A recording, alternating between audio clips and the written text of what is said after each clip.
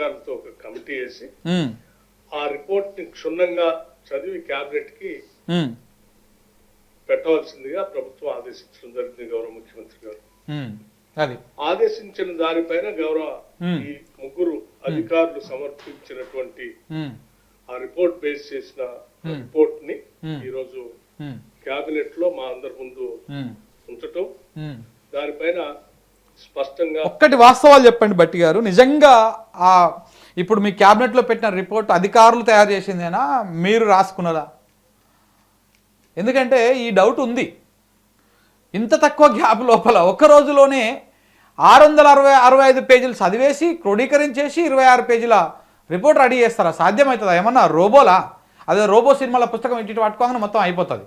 మరి అట్లా వీళ్ళు ఇట్లా పట్టుకొని ఇట్లా అనగానే మొత్తం అందులో ఉన్న సారాంశం అంతా వీళ్ళకి వచ్చేసిందా, తెలిసిందా? ముందే అది ఇరిగేషన్ సబ్జెక్ట్, అంత ఈజీగా ఏం అర్థం కాదు. రకరకాల రెఫరెన్సులు తీసుకోవాల్సి ఉంటుంది. మరి అట్లెట్లా చదివిరు అనేది డౌట్ వస్తూ ఉంది.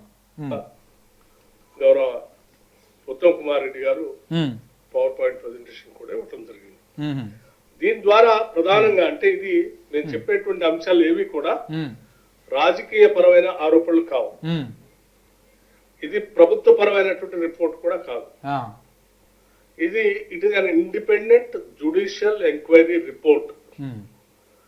ఘోష్ గారిచే నియమించబడినటువంటి ఒక ఇండిపెండెంట్ జ్యుడిషియల్ ఎంక్వైరీ రిపోర్ట్ వారిచ్చినటువంటి అంశాలను మాత్రమే మీ దృష్టికి తీసుకొని వస్తా ఉన్నాం.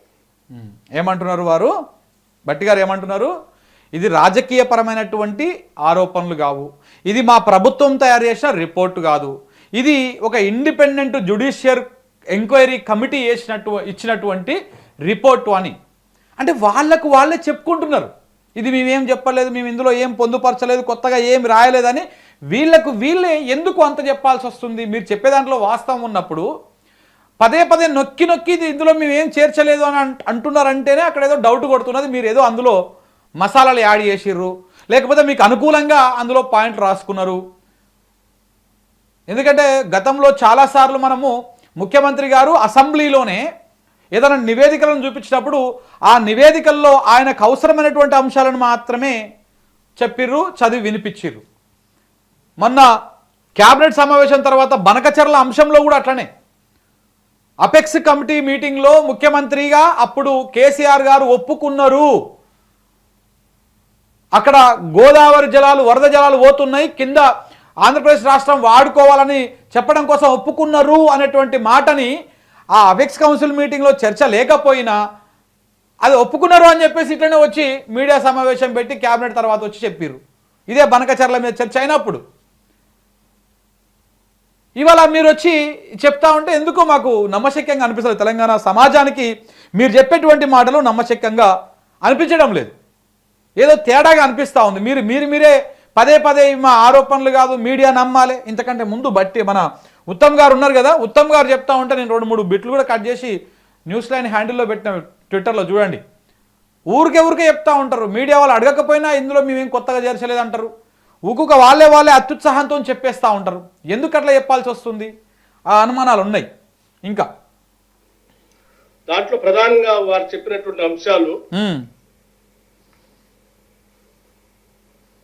3 బ్యారేజీల ప్రణాళిక నిర్మాణం పూర్తి.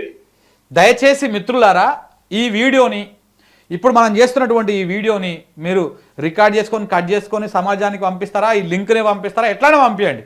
తెలంగాణ సమాజానికి వాస్తవాలు తెలియాలి. దయచేసి మీరు ఒక 10 మందికి షేర్ చేయండి. ఈ వీడియోని చూసేటువంటి వాళ్ళు 10 మందికి షేర్ చేయండి. తెలుసుకున్నటువంటి వాళ్ళు వీడియో పంపకపోయినా కానీ అట్లీస్ట్ డిస్కషన్ చేయండి. అలా మంత్రులు మాట్లాడిన మాటలలో నిజముందా అబద్ధముందా, వారు నిజంగా చదివింది జస్టిస్ పిసి ఘోష్ గారి కమిషన్లో ఉన్నటువంటి విషయాలు చదివిర్రా, లేకపోతే సొంతంగా వీళ్ళు ఏమన్నా ఒక దుకాణం రాసుకొని దాని మీద చర్చ పెట్టిర్రా అనేటువంటి మాటని మీరు తెలుసుకొని కొంత 10 మంది చెప్పేటువంటి ప్రయత్నం చేయండి. ఈ వీడియోని కూడా 10 మందికి షేర్ చేసేటువంటి ప్రయత్నం చేయండి.